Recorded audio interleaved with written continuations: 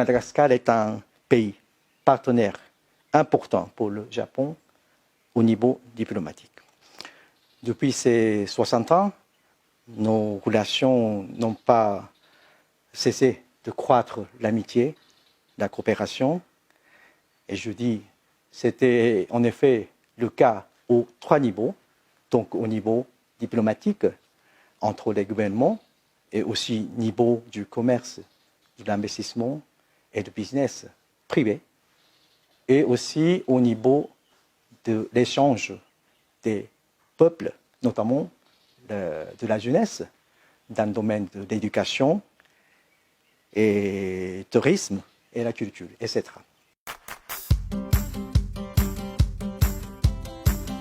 Le montant total des projets de coopération japonais jusqu'à maintenant s'élève à plus de 5 000 milliards d'ariali. Je me permets de citer comme le projet le plus emblématique, c'est le projet de l'extension du port de Toamasina. Ce projet vise à tripler ou encore plus la capacité de traitement de conteneurs de ce grand port. D'ailleurs, le port de Toamasina est déjà le plus grand port commercial existant en Madagascar.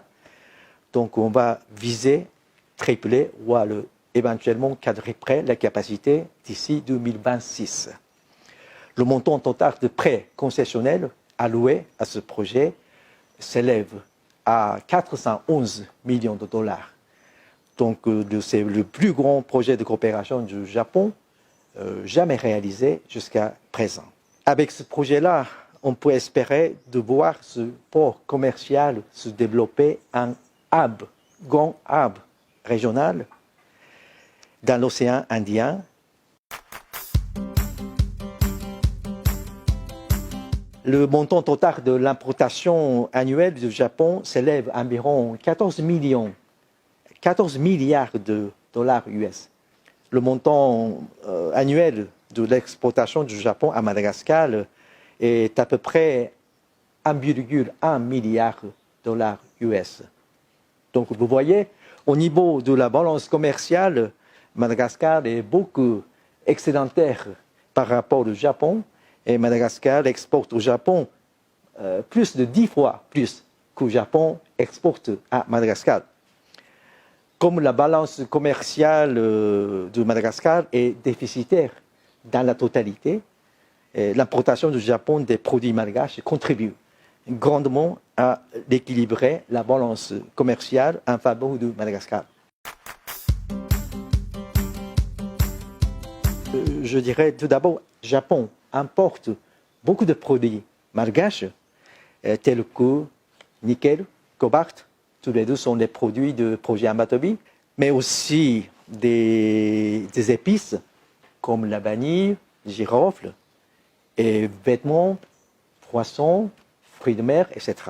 14 milliards de dollars US.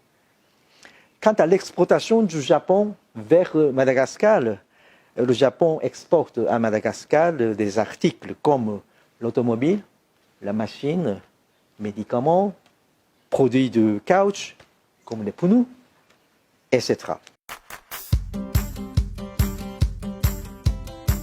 Il y a une possibilité pour le développer encore davantage notre commerce. Madagascar souhaiterait certainement d'exporter plus de produits malgaches vers le Japon, bien entendu. Moi, je crois que c'est une ambition tout à fait légitime.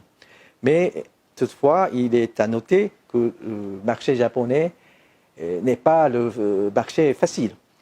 Le marché japonais est plein de choses, produits provenant de tous les pays du monde.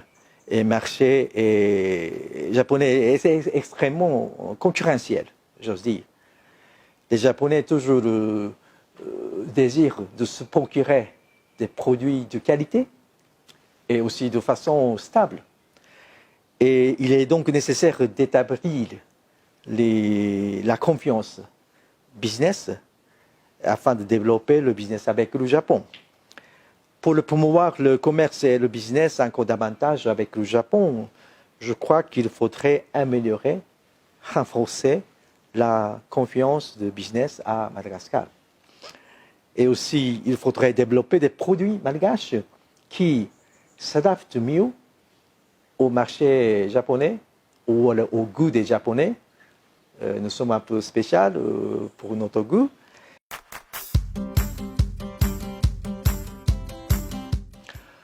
Pour l'instant, ça marche bien, mais il faut rappeler, MBTV a subi un moment assez difficile pendant la Covid.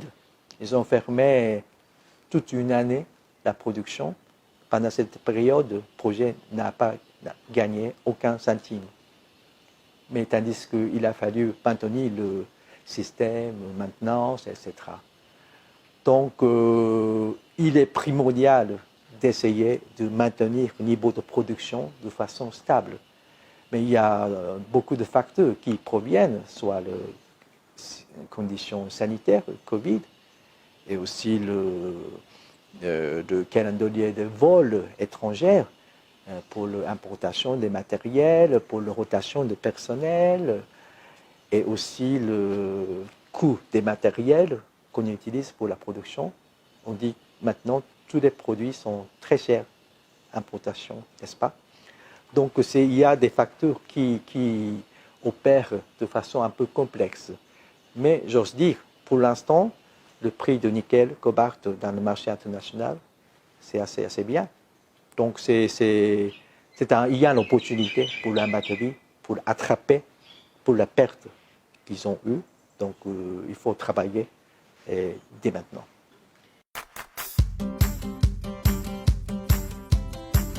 Je suis certain qu'il y a un grand potentiel à Madagascar pour attirer plus d'investissements étrangers, y compris ceux du Japon, soit toujours dans le secteur des mines, soit dans d'autres secteurs comme l'agriculture, l'agro-industriel. Mais pour cela, je crois que Madagascar lui-même aussi devrait s'efforcer pour améliorer un peu l'environnement des affaires et renforcer la confiance de business, comme je vous ai parlé tout à l'heure. Je dis souvent aux autres que l'Ambatobi est en quelque sorte une meilleure vitrine pour les investissements étrangers, car beaucoup d'investissements potentiels dans le monde regardent avec beaucoup d'intérêt ce qui se passe à Madagascar pour le projet Ambatobi.